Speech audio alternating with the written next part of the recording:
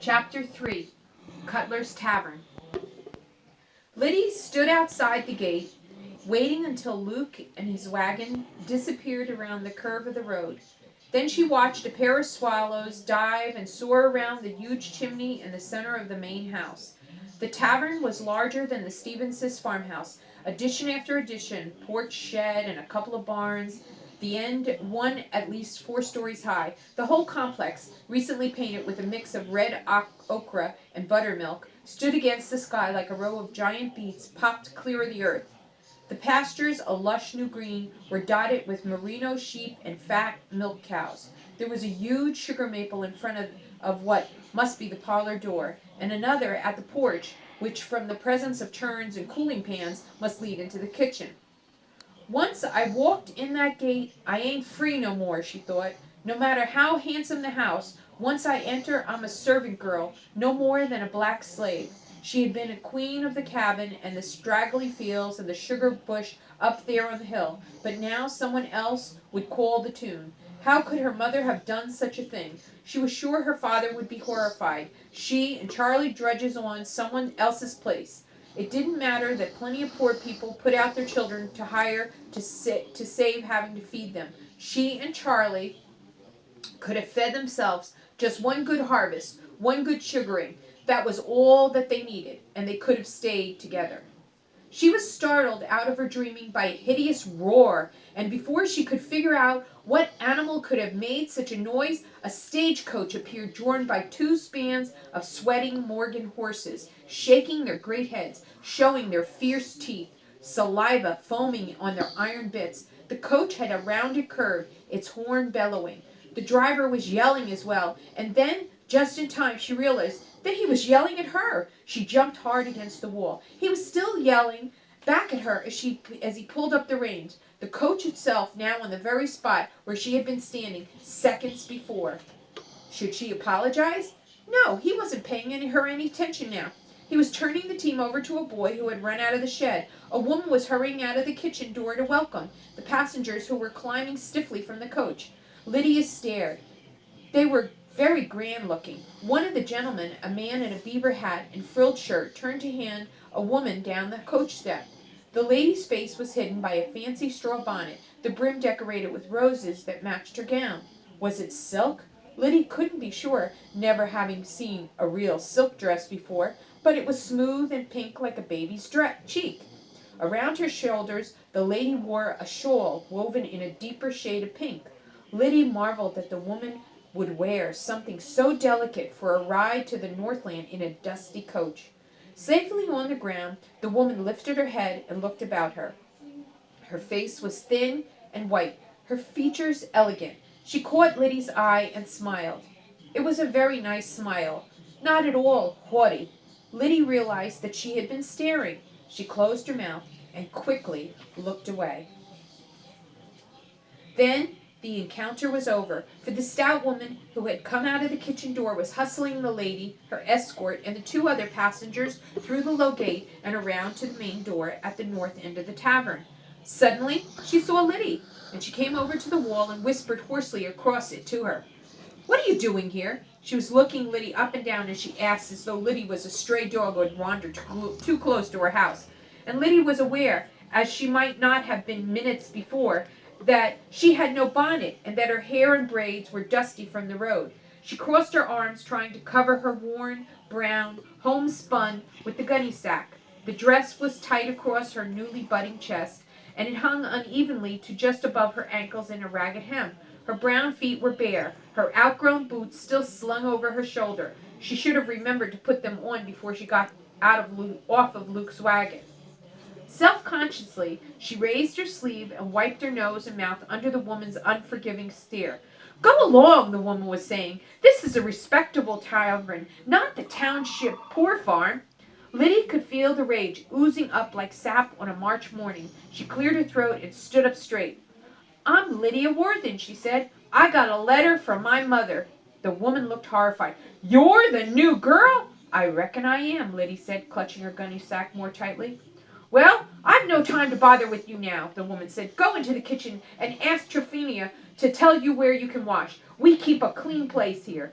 Lyddie bit her lip to keep from answering back. She looked straight into the woman's face until the woman blinked and turned, running a little to catch up with the guests who were waiting for her at the main door. The cook was as busy as the mistress, and not eager to involve herself with a dirty new servant when she was putting the meal on the table. Sit over there, Turpinia shook her head at a low stool near the huge fireplace, and Lydia would rather have stood after the long bumpy ride in the Stevens' wagon, but she chose not to cause a problem with the cook as well as with the mistress in the first 10 minutes of her employment. The kitchen was 3 times the size of the whole Worthing cabin. Its center was the huge fireplace, and Lydia could have stretched out full length in front of it, and her head and her toe would have remained on the hearth with room to spare. Built into the right side of the brick chimney was a huge beehive-shaped oven, and the smell of a fresh-baked loaf made Lydia forget the generous dinner she'd shared noontime. The trouble with eating good, she thought later, is you get too used to it. You think you ought to have it regular, not just for a treat. Over the fire hung a kettle so large that both the babies could have bathed in it together. It was bubbling with a meat stew, chock full of carrots and onions and beans and potatoes, in a thick brown broth. There were chickens turning on a spit, which seemed to be magically going round and round on its own. But as Lydia's eyes followed the leather strap upward, she saw above the fireplace the mechanism from which hung a huge metal pendulum. She wished her father could see it. He could make one perhaps from wood, and then no one would have to tediously turn the spit by hand. But perhaps it was something you'd have to order from the blacksmith, in which case it was likely to be so dear that only the rich could afford one. She couldn't remember seeing one at the Stevenses, and they were rich enough to own their own loom. "Move," the cook said. The large woman was beginning to take the food from the fire. She gave Lydia a quick glance. "Lucky you're so plain. Guests couldn't leave the last girl be." She was ladling stew into a large serving basin. "Won't have no trouble with you, will we?" Lydia picked up the stool and moved to a corner of the room. She knew she was no beauty, and never had been, but she was a fierce worker. She'd proved that to the woman. Should she offer to help now? But the cook was too busy moving the food from the fire to a long wooden table in the center of the room to pay her any mind. Lydia scrunched her body into itself, tucked her bare feet under the low stool, fearful of seeming in the way. Would all the guests come in here to eat? And if so, where should she hide? As if to answer a question, the mistress pushed through the door with a boy behind her. "Hurry," she said. She supervised while the last of the food was transferred from the iron kettle into a great china basin, which the cook and the boy carried from the kitchen to some other part of the house. The mistress mumbled and grumbled orders, and in between complained to the guest who made herself out to be a lady, when she was nothing but a factory girl putting on fancy airs. If the mistress saw Lyddie sitting in the corner, she never let on. Lyddie was glad to be ignored. She needed time and a chance to wash and change her dusty clothes. If only she hadn't worn her better homespun to travel in. The one in the gunny sack was even tighter and more ragged. She hadn't had a new dress since they sold the sheep 4 years ago. Since then, her body had begun to make those strange changes to womanhood that exasperated her. Why couldn't she be as thin and straight as a boy? Why couldn't she have been a boy? Perhaps then her father would not have had to leave, with an older son to help. Maybe he could have made a living for them on the hill farm. But hard as she wished, hard as she tried, she was only a girl, and she was, as girls go, scrawny and muscular. Yet her boyish frame had in the last year betrayed her. Her breasts were small and her hips only slightly curved, but she couldn't help resenting these visible signs that she was doomed to be a female. Even the last year before Papa left, he'd begun sending her to help her mother. She never really got over the baby's birth, he said. But once there was no more wool to spin, she felt as though her presence in the house just made her mother try less. One by one, the household tasks had been turned over to Lyddie, cooking and churning and cleaning and caring for the babies. And for a while, her mother spun the flax. They had no loom and paid the village weaver in spun flax for cloth. Her father had left them in a new shirt her mother had made.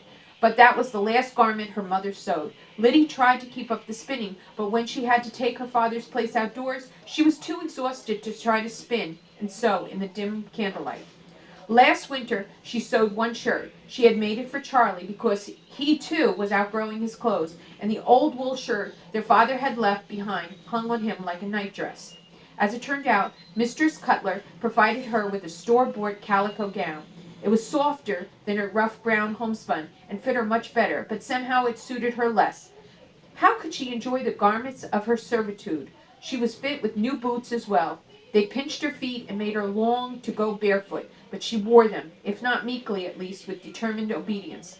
After a few weeks and many blisters, they softened a little, and she was able to forget them for an hour or so at a time. The people at Cutler's were not so easy to forget. The mistress was large in body and seemed to be everywhere on watch. How could a woman so obviously rich in this world's goods be so mean in the use of them? Her eyes were narrow and close, and always on the sharp for the least bit of spilt flour or the odd crumb on the lip. Now that Lyddie would stoop to steal a bite of bread. Oh, not that Lyddie would stoop to steal a bite of bread, but the boy, Willie Hyde, was given to snatching the last of the loaf as he carried the bread basket from the table to the kitchen. He was a year or so older than Charles and growing like red birch, and to hear the mistress carry on about as useless. He was sent to shed or barn or field whenever he was not needed in the tavern itself. Lyddie would not have said so, but she envied him the chance to be outdoors and out of boots so often. Mistress Cutler watched Lyddie like a barn cat on a sparrow, but Lyddie was determined not to give her cause for complaint. She had worked hard since she could remember, but now she worked even harder, for who was there to share a moment's leisure with? Who would listen with her to a bird call, stare at the sunset, or watch a calf stumble on its long, funny legs toward its mother? Missing Charlie was like wearing a stone around her neck. She slept until the eaves in a windowless passage, which was hot and airless even in the late spring. She was ordered to bed late and obliged to rise early, for the mistress was determined that no paying guest in the windowed rooms across the narrow passageway should know that they shared the floor with the kitchen girl. She spoke rarely, but she listened intently, storing up stories for Charlie. She didn't consider writing him. She was ashamed to have Charlie see her poor penmanship and her crude spelling, and besides, there was no money for paper or postage, nothing except the calf money, and she would not spend a halfpenny of that. Indeed, at night, when she was too tired or too hot to sleep, she would take the gunny sack out from under her straw mattress and count the money in the darkness. It's like little Agnes sucking her thumb, she scolded herself, but she didn't stop. It was the only comfort she had that summer. It was nearly September when she saw the pink silk lady again. She had come this time on the coach from Burlington and was headed, Lyddie overheard her say at supper, for Lowell, Massachusetts. When another traveler asked her business in Lowell, she smiled and said, "Why, I work in the Hamilton mill there." "Yes," she added, answering her question's stare. "I'm one of those factory girls." The man murmured something and turned his face toward his bowl of stew. The lady watched him, still smiling, and then catching Lyddie's eye, smiled even more broadly, as though to imply that Lyddie was a comrade in some peculiar way. Indeed, when the man had left the dining room to go into the tap room, she stayed behind, reading a book she had taken from a small silk purse that matched her lovely dress. "Oh, I've seen you before, haven't I?"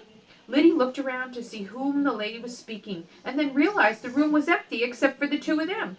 "In late May, when I was headed home to the farm for the summer." Lyddie cleared her throat. She had lost the habit of conversation. She nodded. "You're not one of the family here." And Lyddie shook her head. "You're a good worker. I can see that." Lyddie nodded again to acknowledge the compliment and turned again to loading the dirty dishes on her tray. "You'd do well in the mill, you know. You'd clear at least $2 a week. And," she paused, "you'd be independent." She was lying. Lyddie was sure of it. No girl could make that much money in a week's time. "It's hard work, but maybe easier than what you do here, and you've had some time to yourself to study or just rest." "My mother's promised me here," Lyddie said quickly, because the door from the kitchen was moving, and quickly Mistress Cutler was in the dining room. The woman looked from the lady to Lyddie, opening her mouth to speak, but Lyddie didn't wait. She hurried past her into the kitchen. That night again she counted the calf money. The lady had been lying, of course, but still, how had a farmer's daughter bought a silk dress? The end of chapter 3. Keep on reading.